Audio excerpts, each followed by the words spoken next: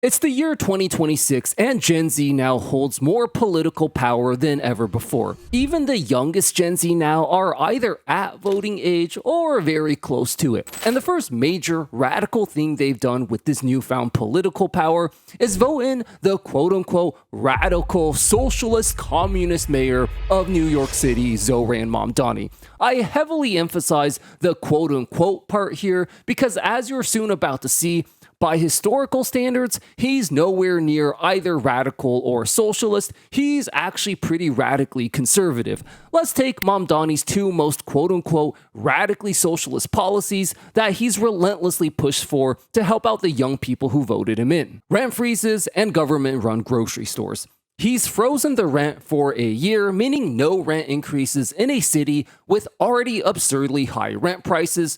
And he's about to open up several government-run grocery stores that offer meat, bread, dairy, and other common grocery store items at a 30% discount.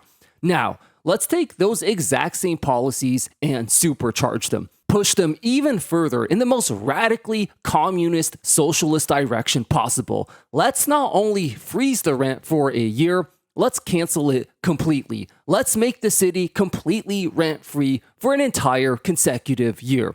And let's not just offer a 30% discount on meat, bread, olive oil, and other groceries. Let's make it completely and entirely free for everyone. Now, if you were to do that, all the Fox News neoliberal boomers would totally lose their minds. This is a total disaster. It'll lead to breadlines. People will starve just like in the USSR and Cuba and Venezuela. These policies are straight out of a Karl Marx communist dictator playbook. So what have I told you that these two socialist policies didn't come from Karl Marx? They actually came from Julius Caesar, the greatest leader of the greatest civilization the world has ever seen, the Roman Empire. And not only did these policies not lead to the mass starvations and breadlines these Fox News boomers are constantly fear-mongering us with, they did the exact opposite. They famously turned a city of bricks into a city of marble. And it looks like we might just be doing the exact same thing in New York City today. The United States of America is rapidly collapsing right now. Anyone can see this with their own two eyes. And the media historical parallel this has drawn is the collapse of the Roman Empire. This is the easiest comparison that draws the most views, clicks, and attention, but the truth is it's not quite exactly the most historically accurate one. What America is going through right now is a lot more similar to the collapse of the Roman Republic than the Roman Empire. There are no external invaders right now, no threat of a conflict on American soil. What we're seeing is an empire that's collapsing from within. Deep divisions and polarization within the general population, an increasingly angry and frustrated population at the sheer amounts of economic hardship going on.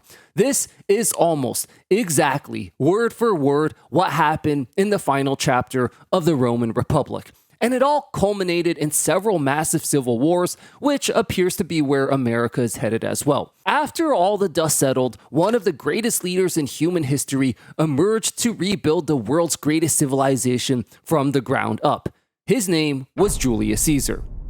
Hey guys, we noticed something very interesting in the YouTube analytics recently. It appears that the single most important metric for the long-term success of a video isn't actually likes or clicks, it's actually how many people end up subscribing. So, if you found this video important and useful, the best thing you can do to help us get the message out is to simply subscribe if you haven't already. Thank you all so much, guys. We really, truly appreciate it. So, I frequently get asked on this channel why I don't consider myself a communist or socialist, because clearly I am a very harsh critic of capitalism. And the answer is very simple. I simply reject this label and this idea that if you are anti-capitalist, it inherently means you must be a socialist or communist. But beyond that, it's a stupid conversation in general in the context of American politics because no one throwing out those labels even knows what they mean. They're just constantly used, abused, and misused for the sake of pushing political narratives.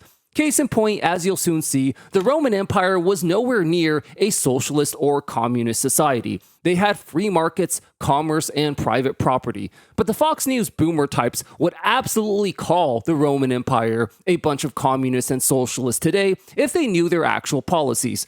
And as you're soon about to see, Julius Caesar himself would be considered the most radical communist ever by today's standards. Mayor Mamdani recently secured one of the biggest victories in his early mayorhood. After a decisive vote approved by a city council, he managed to fulfill his campaign promise of freezing the rent across New York City for about a year.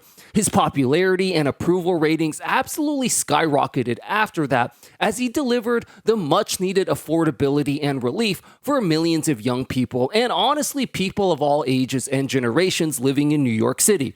Although the average, everyday working-class person benefited tremendously from this, the delusional Fox News corporate boomer elitists predictably couldn't stand this. They labeled him all the things you typically expect. Now let's do something a bit different here. Instead of roasting them, memeing them, and dunking all over them as we usually do, let's grant them their premise just for fun and see where it takes us. Let's assume they're right, and Mamdani is a horrible, radical communist whose policies will inevitably destroy New York. I just have one question for them. If Zohran Mamdani is a radical communist, what would that make Julius Caesar? Because, you see, Julius Caesar was far more aggressive about high rent prices and bad landlords than Zohran Mamdani. Zohran Mamdani only froze the rent, meaning you can still charge the already absurdly high current rent prices in New York right now. You're just not allowed to raise the rent even higher than it already is right now for a year. Julius Caesar, however, didn't just freeze the rent. He was much more of a quote-unquote radical communist. He canceled the rent entirely for a year. For one entire year, residents of ancient Rome, the biggest city in the ancient world by far, did not have to pay a single penny for rent. Or, to be more accurate, a single sesterces, the Roman currency at the time. He implemented up to 2,000 sesterces of annual rent remittances for every resident of Rome, and even a 500 sesterces annual remittance for everyone across all of Italy. This is often described by historical sources as being around a 75% rent reduction across the entire region of Italy. To put this into perspective, the modern equivalent would be like if Zohran Mamdani not only froze rents in New York City, but canceled them entirely for an entire year. And then if he not only did it in New York City, but subsequently went on and implemented a mandated 75% rent reduction in all of New York State as well. There wouldn't even be enough words to describe how big of a dangerous, radical, insane communist dictator he'd be called if he were to even entertain such a thought. And yet, this is exactly, to the letter, what Julius Caesar actually did in ancient Rome. What made this all the more impressive was that Julius Caesar enacted this policy after a major civil war ended the Republic, and Rome was in a serious state of financial and economic crisis. He did it as a direct response and relief measure to the state of crisis created by the Civil War. A period of severe crisis like this is definitely a time when such a measure is most needed, but it's also a time when it's the trickiest to implement. The economy is in shambles, everyone needs money, no one's buying anything, and if there was ever a time in which landlords would be unable to absorb the losses, it would be during a post-Civil War crisis like this one. And yet, none of the supposed horrible things we're told would happen with temporary rent controls came to fruition. There was no collapse of the housing market or any of the other horrible things we're told would happen. And remember, Julius Caesar's rent control policies were infinitely more aggressive and radical than Zohran Mamdani's. You've heard the term bread and circuses before. It's been weaponized as capitalist propaganda to insult social welfare programs, but let's look beyond the childish memes and punchlines. If you look at the actual facts and evidence, Roman bread and circuses was a wildly successful economic system. It led to the Pax Romana Roman Golden Age and consistently fed a massive city of 1 million people for over 600 years. And this was a time in history where famines and starvation was a common occurrence in most other places. Zohran Mamdani recently announced that he's going forward with his promised campaign policy of installing 5 government-run grocery stores across the 5 boroughs of New York City. These grocery stores, per government policy, must sell their products at a 30% discount. And well, as we all know, this is going to lead to an absolute disaster. There will be empty shelves, no food, bread lines, just like in the Soviet Union.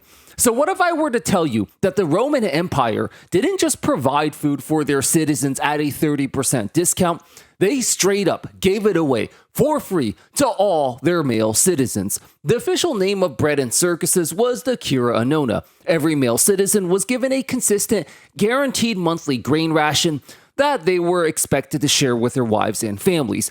This program became so popular and successful that it gradually expanded to include bread, pork, olive oil, and even wine as well. Once again, take the most radically communist policy by American standards, supercharge it on steroids, and you get the Roman Empire, the greatest civilization the world has ever seen. Now, I've made an entire separate video about the Cura Annonae where we broke down in great historical detail why it was such a successful policy and did not lead to the mass breadlines and famines that capitalists constantly tell us would happen in such a situation. I'll put a link in the description if you're interested in watching it. It's one of my personal favorites. Now, throughout the video, you've probably noticed that I've been sarcastically using the terms communist and socialist in massive quotation marks, and that's because no one who uses those terms knows what they actually even mean. To these neoliberal Fox News boomer types, Julius Caesar and the Roman Empire would be considered 10 times more communist than Zohran Mamdani if you looked at their actual policies. There's only one major problem with this line of thinking. No one in their right mind thinks the Roman Empire was socialist or communist, and if it was, well, that would be an even bigger problem for them because, well, that would then mean communism has actually in fact worked really well, historically speaking. So let's put these silly little labels to the side and talk about why these radically quote-unquote communist Roman policies work so well. Rome was a society that clearly valued some aspects of modern capitalism. They had commerce, free markets, and private property. But they also were not afraid to use the power of the state to aggressively intervene to ensure all their citizens got a fair share in their prosperity. People always like to point out that they were a brutal slave society, but even a substantial portion of their slave population were eventually freed and became wealthy and influential. Even a lot of their slaves lived better lives than modern-day minimum wage workers. The mistake that the USSR and actual communist countries made was that they tried to have the government own and operate everything. Instead of just having 5 government-run grocery stores like Mamdani is planning to do, they tried to have the state run every single store and every industry in general for that matter, and that is what led to the disastrous consequences we all know about. But having massive capitalist corporations run everything is literally just as bad. The other day, I watched a video interviewing older Russians about the days of the USSR, and the general sentiment was that not much has really changed since then. Back then, you had all the money you needed, but there was no food to buy on the empty shelves. Nowadays, there's plenty of food on the shelves, everywhere, but it's so damn expensive that you can't even buy it in the end anyways. Something I'm sure a lot of Americans can relate to these days. What the Romans did and what Zohran Mamdani is planning to do, what Gen Z voted him in to do, is much more clever and perhaps the best middle ground solution to all of this. A long time ago, scientists were excavating an archaeological site of ancient Rome when they discovered something very interesting and shockingly well preserved. The remains of a Roman thermopolia, which is basically an ancient Roman fast food restaurant. It was so well preserved that they were able to see the foods on the menu and perhaps most importantly, the prices. The prices were eventually determined to be amounts that were extremely cheap for even the poorest of working class Romans. Meanwhile, in the modern day now, even fast food, even McDonald's, something that was once known for being quick, cheap, and easy, has become unbearably and unattainably expensive for the average American. What had happened was that the free bread and circuses program of the Roman Empire was able to keep the overall food market honest and competitive. If vendors ever tried to price gouge or set prices unreasonably high as we're seeing today, the Roman state could instantly flood the market with free food and force them to either bring their prices down or completely go out of business. Having the government control every single grocery store would be a disaster, but having a few state-run options within a wider competitive marketplace of private enterprises actually keeps markets honest, competitive, and ironically, freer. And this is the real reason these Fox News boomers are so scared to death of Zohran's government-run grocery stores. It's not that it won't work like they tell you. Rome has shown us that an even far more aggressive version can work. Here is an economic fact that's going to surprise you a lot. It's actually not inflation that's causing food prices to spike so high these days. Well, inflation is part of the reason, but it's actually not the main driving force. In 2024, the CEO of Kroger testified in court that the grocery chain hiked the prices of milk and eggs far beyond the added cost from inflation, according to a new report. Kroger has been brazen about their success during our inflation crisis. Their CFO told investors on an earnings call, "We've been very comfortable with our ability to pass on the increases that we've seen at this point, and we would expect that to continue to be the case." And their CEO infamously declared, "A little bit of inflation is always good in our business." Kroger made record earnings during the pandemic, and those earnings went back to Wall Street in the form of $1 billion in stock buybacks and a $147 million dividend program. On milk and eggs, retail inflation has been significantly higher than cost inflation. Corporate profiteering was an open secret. To translate all this into plain English, what this essentially means is that they weren't charging higher prices for milk and eggs because inflation had caused money to lose value in general. It wasn't because their operating cost of running the necessary services to distribute the milk and eggs went up, forcing them to raise their prices in order to just barely turn a profit. That's the story they always tell you and what they want you to believe, and why they constantly use inflation as a smokescreen to justify these price increases. The real reason they raise prices to such high unfair levels is for one and one reason only: to line their own pockets with even more money. And this is the ultimate reason they're so scared of the rent freezes, the government-run grocery stores, the free buses. This is the real reason they're constantly screaming communist, socialist, Marxist. It's because they have no real argument against the policy, only the ideology. What the history actually shows us is that we're not bringing back the USSR, Cuba, Venezuela, or any of these nightmare socialist communist regimes. We are actually bringing back the Roman Empire. We are rebuilding the greatest civilization in the history of the world. We are so back, and I, for one, cannot wait for this next golden era to begin.